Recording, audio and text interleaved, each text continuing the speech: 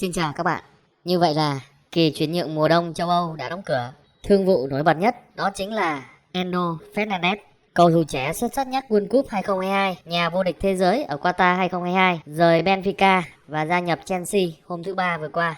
Chelsea đã đạt thỏa thuận chiêu mộ Enzo Fernandez từ Benfica với giá 121 triệu bảng. Đây là mức giá không gây bất ngờ với ngôi sao đã có thăng tiến thần tốc từ sau World Cup 2022. Đây cũng là giao dịch đắt giá nhất trong lịch sử Premier League và của bất cứ cầu thủ Argentina nào, thậm chí hơn cả Messi.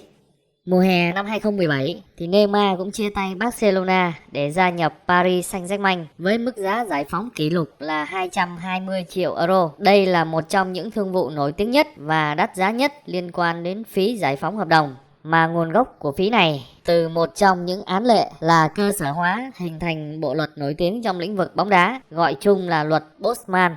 Lược lại lịch sử một chút, nhiều cầu thủ nổi tiếng giàu có hiện nay phải biết ơn một cái tên này. Vâng, đó chính là Jean-Marc Bosman, một cầu thủ người Bỉ, người đã đánh đổi cuộc đời của mình để thay đổi lịch sử chuyển nhượng cầu thủ bóng đá. Luật Bosman là luật được sử dụng trong bóng đá cực kỳ phổ biến và xuất hiện cách đây gần hơn 30 năm. Ngày ban hành của luật là ngày 15 tháng 2 năm 1995. Nội dung chính của quy tắc này là các cầu thủ sẽ quyết định tiếp tục hợp đồng hay rời khỏi câu lạc bộ mà cầu thủ tham gia khi kết thúc hợp đồng. Luật Bosman là một loại luật lấy tên của cầu thủ bóng đá nổi tiếng người Bỉ Jean-Marc Bosman. Jean-Marc Bosman không tạo ra những khoảnh khắc thần kỳ trên sân cỏ, cũng chẳng ghi bàn để thắng để đời hay mang lại thành công cho đội bóng nào. Ông có 20 lần khoác áo đội tuyển trẻ của Bỉ và nằm trong đội hình A của một trong những câu lạc bộ mạnh nhất của Bỉ là Standard Liège lúc 18 tuổi. Tuy nhiên, điều đó không giúp Bosman nổi danh như là Jacques Lehmann, Andre Hepburn hay là Hesquin Poros, những người nổi tiếng ở Bỉ, mà chính là đạo luật mang tên ông. Đạo luật Bosman hình thành sau vụ tranh chấp giữa Bosman và ba bên, được gộp lại là một vụ việc chung, bao gồm Liên đoàn bóng đá Bỉ, câu lạc bộ RFC League và UEFA, liên quan đến quyền tự do chuyển nơi lao động của người lao động trong khuôn khổ Liên minh châu Âu.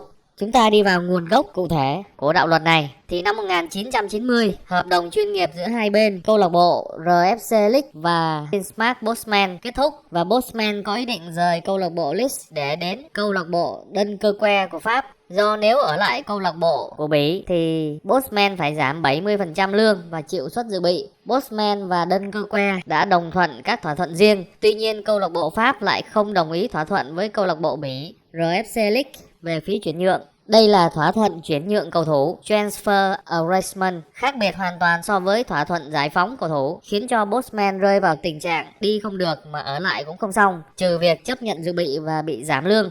Cần nói thêm một chút, trước khi có luật Bosman thì thông lệ trong bóng đá, cầu thủ muốn chuyển nhượng sang câu lạc bộ khác, kể cả khi hết hạn hợp đồng, phải có thỏa thuận chuyển nhượng giữa hai câu lạc bộ. Câu lạc bộ có quyền giữ cầu thủ không cho chuyển nhượng. Hầu như cầu thủ không có quyền quyết định về vấn đề chuyển nhượng mà chỉ là đồng ý ký hợp đồng hay không, hoặc là nhận bao nhiêu phần trăm trong phí chuyển nhượng. Về cơ bản, quyền chuyển nhượng phần lớn thuộc về các câu lạc bộ chủ quản.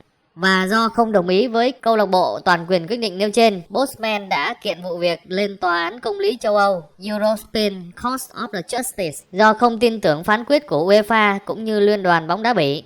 Bosman mong muốn có toàn quyền ký kết hợp đồng với câu lạc bộ khác khi hết hợp đồng và cho rằng người sử dụng lao động cũ hoàn toàn không có quyền can dự đến việc cầu thủ ký hợp đồng với câu lạc bộ mới khi hết hợp đồng. Và sau 5 năm kiện tụng thì Tòa án Công lý châu Âu đã ra phán quyết với nội dung chủ yếu. Thứ nhất, cầu thủ có toàn quyền tự do tới câu lạc bộ khác khi đã hết hạn hợp đồng và có thể trước khi hợp đồng hết hạn 6 tháng. Thứ hai, việc câu lạc bộ cấm cầu thủ tự do chuyển nhượng đến câu lạc bộ khác khi hợp đồng chủ quản đã hết thời hạn là vi phạm nghiêm trọng quyền tự do của cầu thủ.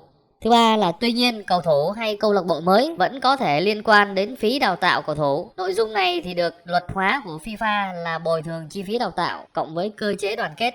Và hệ quả là hầu như mọi cầu thủ bóng đá đều được hưởng lợi từ phán quyết này, ngoại trừ Bosman. Trước hành vi lạm dụng lạm quyền từ câu lạc bộ tới cầu thủ diễn ra phổ biến tại châu Âu, khiến cho các cầu thủ không có quyền quyết định về bến đỗ mới. Nhờ phán quyết này, câu lạc bộ luôn luôn phải có phí giải phóng hợp đồng với những cầu thủ quan trọng, qua đó tránh mất trắng cầu thủ khi họ chuyển nhượng sang câu lạc bộ mới.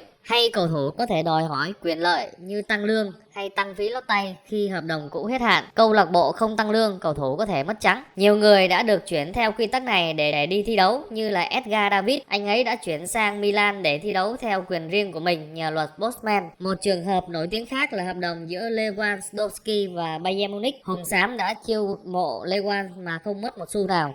Các câu lạc bộ đã sáng tạo ra vấn đề giải phóng hợp đồng, mà qua đó câu lạc bộ hoặc cầu thủ được quyền đơn phương chấm dứt hợp đồng khi còn thời hạn bằng cách trả một khoản tiền mà hai bên thấy hợp lý để mua lại sự tự do của chính mình. Phán quyết Bosman là một bước ngoặt trong lịch sử của bóng đá, nhưng ở góc độ tiêu cực, nó vô tình biến bóng đá thành tình trạng phân hóa cực mạnh như hiện nay. Trong đó, các câu lạc bộ giàu có với túi tiền không đáy của các ông chủ Ả Rập như PSG, Man City, Chelsea có cơ hội mua được các cầu thủ tài năng, có cơ hội giành các danh hiệu cao hơn. Trong khi đó, các câu lạc bộ nhỏ, nguồn lực tài chính mỏng thì tập trung vào công tác đào tạo trẻ, tuyển chọn các cầu thủ tài năng, trao cơ hội cho họ để thể hiện trình độ, sau đó họ bứt phá thể hiện được mình thì các ông lớn sẽ dùng tiền để mua về thông qua người đại diện của cầu thủ, đàm phán giá chuyển nhượng và các phụ phí kèm theo, đem lại khoản tiền kích xù cho cầu thủ và câu lạc bộ chủ quán. Trớ trêu nhất là Bosman sau 5 năm theo đuổi vụ kiện và tiêu tốn hết gia tài của mình thì anh là người duy nhất không được hưởng lợi